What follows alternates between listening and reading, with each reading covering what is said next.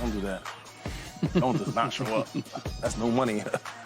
I mean, that's what, $600,000 a game? $600,000 a week. Nah, don't do that. But Shady, isn't that Saquon's only option if he wants to get back the Giants one final time? I do not think it is in Saquon's best interest to not show up. But Shady, the only power that Saquon Barkley has at this junction in time is to quite literally cut off his nose to spite his face.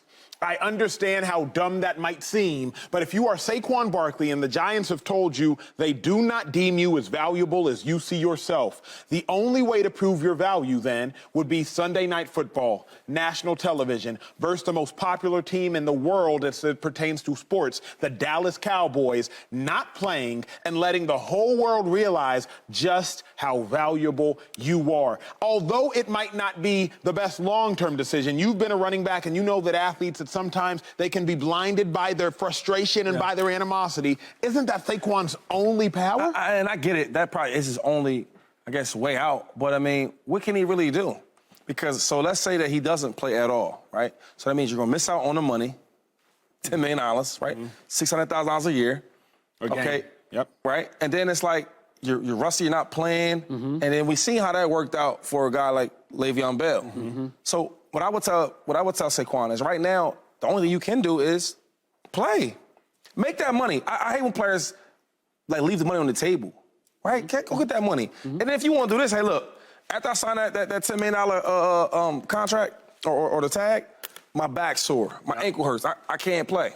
That's it. But don't leave the money on the table. Don't do that. So what you're saying you'll never is get that back. Sign the contract at minimum. Sign it. Sign the contract. Then after you sign the contract, if you happen to have a lower back injury here, a hamstring there. Or if you sign it and you want to play, play. I just think that if he doesn't show up to the first game against Dallas, what happens? Yeah. Because you're not getting paid for it. You're going to wait around all year to then what? It's like that. It sucks what's going on right now in the NFL with the running backs. Like, he deserves to be paid. I think that, I don't know if they're going to beat the Giants or beat the Cowboys anyway, but they can beat him if Saquon's on the team. Way better percentage to beat him with him than without him. I just don't understand, like, what can he really do now that they didn't get a deal done by the 17th of July? I feel like this is yelling fire after the house is already burned down. Like, what's the point? What's the point? You know? Or you're in a fight and the bell rings, and now you're going to, like, what are we trying to get done here? Is it worth, to Saquon Barkley, is it worth $600,000 to make a point? It never is. Right? Like, you'll never would get you pay? Would you, Acho, like, would you stand on, man, you did me wrong, and I'm willing to sacrifice $600K in order to let the world know that I have been done an injustice? No, I wouldn't have the courage to. Yeah. I wouldn't have the courage to. Yeah, well, there's courage, but there's also, like, sensibility in terms of this is where I am. And by the way, listening to that tells me why he is where he is. It sucks, bro. Because even now he's saying that's a play, that's a card I could use. He's not even saying I'm going to do it.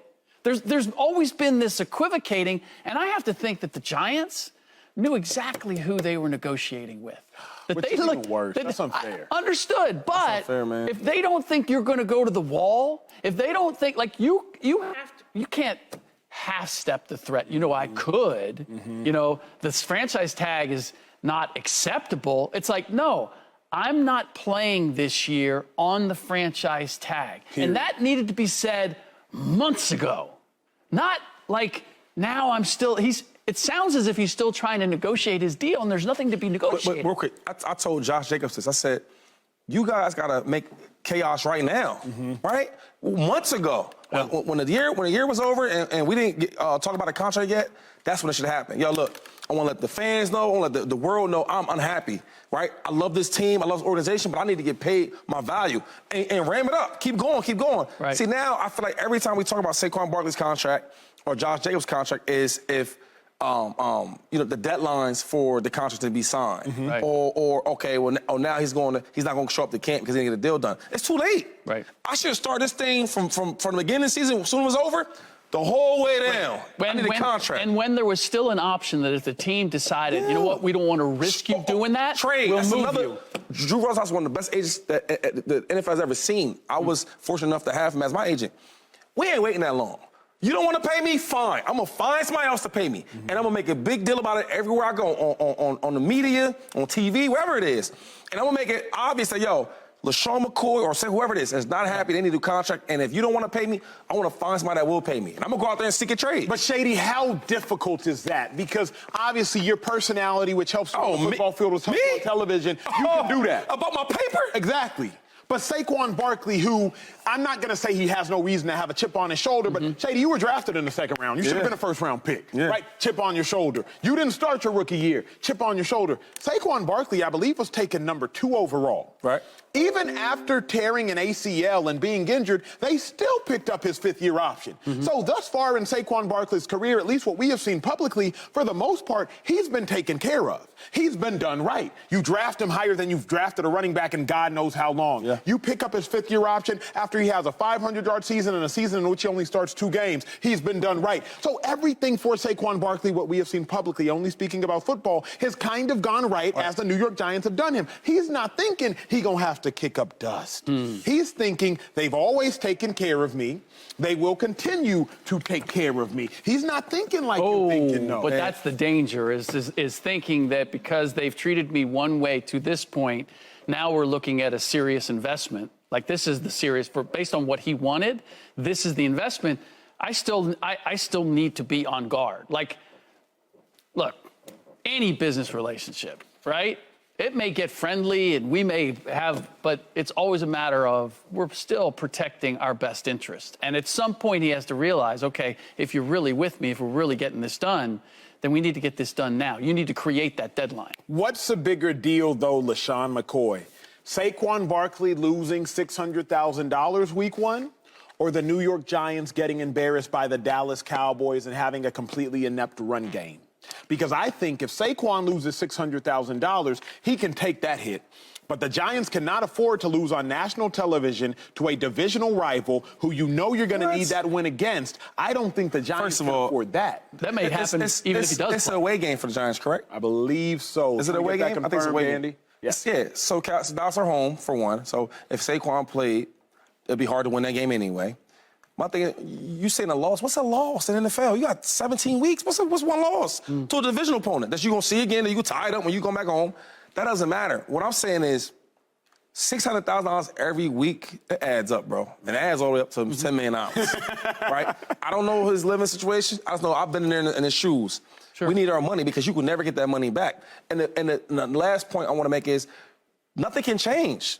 Right. If he doesn't play, he can't play unless he signs that contract. Yeah, that tag. And the tag is only going to be $10 million. He can't get a deal no more. It's over. Can't get a new contract. So my thing is, if you want to go there and get your 10 to secure yourself and stick it to him where I ain't even playing, I'm hurt. Yeah. Then do that. But what I'm saying, don't leave that money on the table. We all know that he deserves to get a big contract. He's one of the best players in the NFL. As an athlete, how hard is it going to work every day? Not an athlete. Let me specify it. I'm saying you're talking about the Eagles' all-time rushing leader. Yeah. As a running back who has led an organization in rushing yards, who has been a Pro Bowler multiple times, you All-Pro, Saquon Pro Bowler, how hard is it going to work every day knowing you're upset about your money, knowing you feel undervalued, knowing you feel taken advantage of and disrespected? Yes. How hard is it? It's super hard. And I think that our personalities are a lot different. I know a lot of people that know him. I know him a little bit. I don't know him too well. I know him a little bit. And nice guy. I'm a nice guy. But when it's about that paper, it's about that money, I'm going to act different. You're not going to hear that I'm upset. You're going to see it. I'm going to be in the locker room pissed off, right? I ain't going to go as far as Brandon Marshall kicking the ball at practice, but you're going to know I'm upset. The teammates, in the huddle, the quarterback, everybody's going to know. And either we're going to fix this issue or I'm going to be an issue. Quick story. It's a bar. Hey, that was, come on, listen to Lil Wayne. Look, Asante Samuel, one of my best friends, right? He's one of my OGs.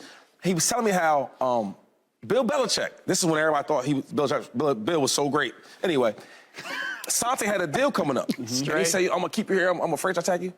Asante said, listen, man, don't worry about it. We can't talk on the phone. I'm going to come see you. So he went to a meeting.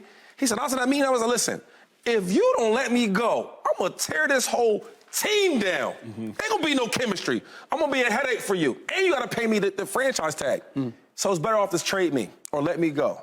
What did Bill do? He let him go. Sign a big deal with Philadelphia Eagles because telling you something, that ain't gonna do nothing for you. Let me show you what I'm gonna really be. When it's about your money, you gotta go all out for that, Acho. Right. Slick, you. So Fox, by my money, I will act up in this joint. Pay me my money. Just so y'all know.